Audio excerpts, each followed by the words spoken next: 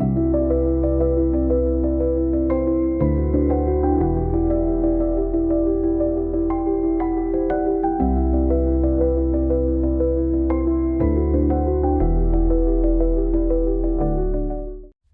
gusto en saludarles, queridos amigos y amigas.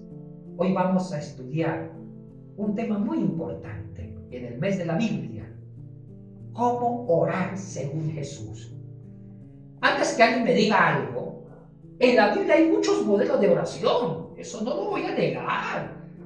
Y si hablamos del Antiguo Testamento, están los 150 salmos, que nos enseñan modelos de oración desde la perspectiva judía del Antiguo Testamento, que son hermosos. Hay salmos de intercesión, salmos de consagración de un rey, salmos proféticos, salmos de angustia, salmos de exponer calamidad, etcétera, etcétera. Salmos de solemnidad, etcétera.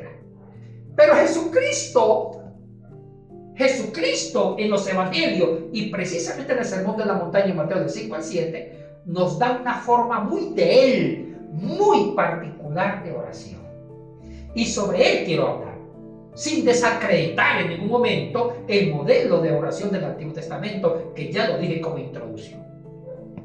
Jesucristo en Mateo capítulo 6, desde el versículo 4 hasta el 15, nos enseña a orar según Él.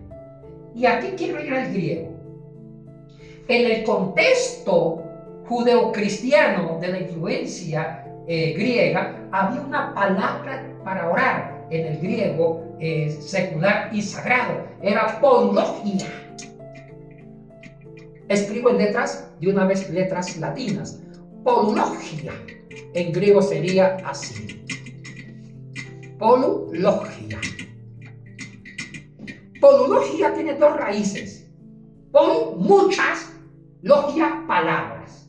O sea, que este término polilogia se traducía oración en el griego clásico, secular, inclusive sacro, en el ambiente pagano griego. La oración era muchas palabras.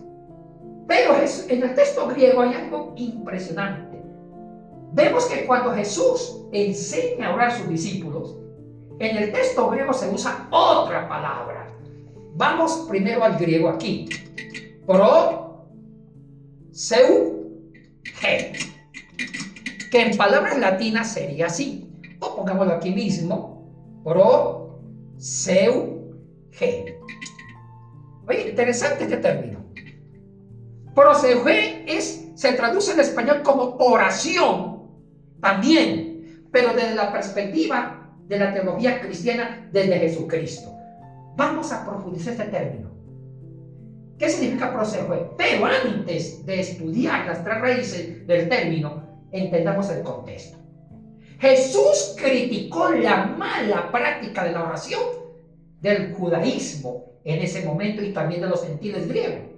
Cristo dijo: cuando oréis, no sean como los hipócritas, que les gusta orar de pie. Uy, ¿a quién se está refiriendo? A los fariseos, que ellos cuando oraban hacían mímicas, hacían sentir, llamaban la atención, se movían, gritaban, para que todo el mundo dijera: uy, esos hombres como oran.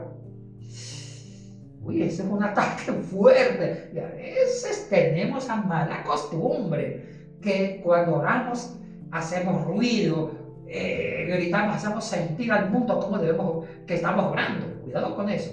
Y también critica a los gentiles. Y cuando oréis, no sean como los gentiles, que les gusta usar vanas repeticiones. Uy, polilogia, muchas palabras, porque a los gentiles griegos les encantaba dar discursos de oratoria en la oración.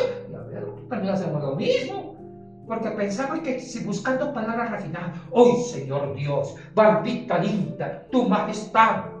¡Oh, altísimo de los cielos, entre las águilas que vuelan, tu reverencia altísima, fundante de sacrosanta santidad! No.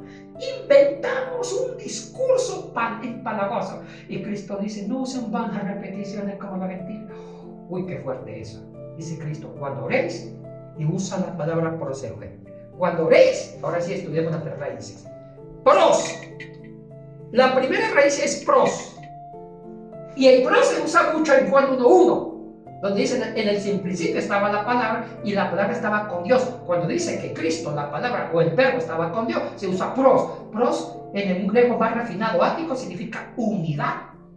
Unidad, o sea que Cristo era uno con el Padre. Pros es una preposición que en ciertos dialectos griegos sirve para marcar una identidad entre dos sustantivos. Dos sustantivos se unen en uno solo, unido por el pros. O sea que la oración, que la palabra prosejue se inicia con el pros, dice que la oración debe iniciarse en una unidad, que es una identidad. Una identidad. La oración es una identidad. Es crear una unidad con el objeto de la oración, que es Dios. Una unidad. Me detengo aquí un minuto. El término pros, ¿qué significa? Que el sujeto, el que ora, debe unirse, identificarse con el objetivo de la oración, que es Dios, en uno solo en mi vida. O sea que la oración se empieza con un encuentro solemne, donde las palabras sobran. Y nosotros a veces oramos dándole fuerza a las palabras. No, para Cristo la oración debe iniciarse facilitando un encuentro en mi corazón, un encuentro de identidad. Es buscar sentir la presencia de Dios en el santuario de mi corazón. Es cuando dice un santo padre de la iglesia, cuando mi espíritu se une al espíritu de Dios y forma una oración. La oración inicia desde adentro. Una presencia, un encuentro, un identidad. Qué importante. Y hay mucha historia de la oración en los santos padres de la iglesia, en la vida escolástica, en grandes hombres y mujeres que oraban en silencio sintiendo la presencia de Dios. Segundo, eu. La oración es un eu, y eu viene de eurisco, transformar, encontrar, transformación, renovación. La oración me lleva a una renovación y a una transformación. Una persona que tenga la práctica de la oración, su vida se debe estar renovando, transformando. O sea que los efectos de la oración se precisan en la conducta, en la santificación. Hay personas que oran y cuando terminan la oración siguen siendo la misma. Y siempre oran y sus vidas nunca cambian. Y tercero, G, la tercera raíz es G, que significa gracia. O sea, ¿qué es la gracia? Vivir la vida de Dios en Cristo Jesús. El contenido de la gracia es la vida. La persona que ora debe sentirse parte de la gracia y es recibir la vida de Dios en Cristo Jesús. La persona que sabe orar se compromete con la vida, que es la gracia. Está en favor de la vida, está en contra del aborto, en estructuras de muerte, de pecado. Es una persona que se sigue renovando, transformando bajo el sentido de la gracia, que es transformadora. En conclusión, ¿qué es la oración para Jesús? Es facilitar un encuentro íntimo donde adquiero la identidad de Dios en Cristo en mi vida, y esa oración me obliga a transformarme un poquito cada día más, a renovarme, a perfeccionarme, y me comprometo con la vida transformadora.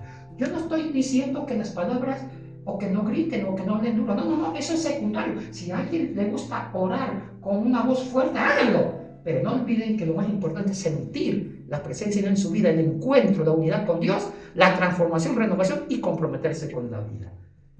Y antes de terminar, suscríbanse a ese canal y activen la campanita que diga tilín, tilín, tilín, tilán. Y también hagan un me gusta. Bendiciones.